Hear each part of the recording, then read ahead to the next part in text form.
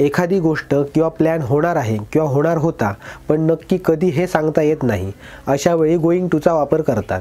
Modern इंग्लिशमध्ये going टूच्या ठिकाणी gonna हाही शब्द वापरतात. S plus to be form plus going to plus verb plus object हे गोईंग टूचे स्ट्रक्चर आहे. टू बी फॉर्म या विषयावरचा डिटेलमध्ये व्हिडिओ तुम्ही पाहिला नसेल तर वरील आय बटनवर क्लिक करा किंवा खाली डिस्क्रिप्शनमध्ये दिलेली लिंक चेक करा. आता येथे जसं की I am going to buy a new car म्हणजे मी नवीन कार घेणार आहे. येथे मी नवीन कार घेणार आहे पण नक्की कधी घेणार आहे हे माहीत नाही असे आपल्याला समजते, म्हणून अशा वेळी आपण गोईंग टूचा वापर करतो. तर निगेटिव्ह सेंटेन्ससाठी S plus to be form plus not plus going to plus verb plus object हे गोईंग टूचे स्ट्रक्चर आहे. जसं की I am not going to buy a new car म्हणजे मी नवीन कार घेणार नाही. येथे मी नवीन कार घेणार नाही पण नक्की घेणारच नाही हे सांगू शकत नाही असे आपल्याला समजते, म्हणून अशा वेळी आपण गोईंग टूचा वापर करतो.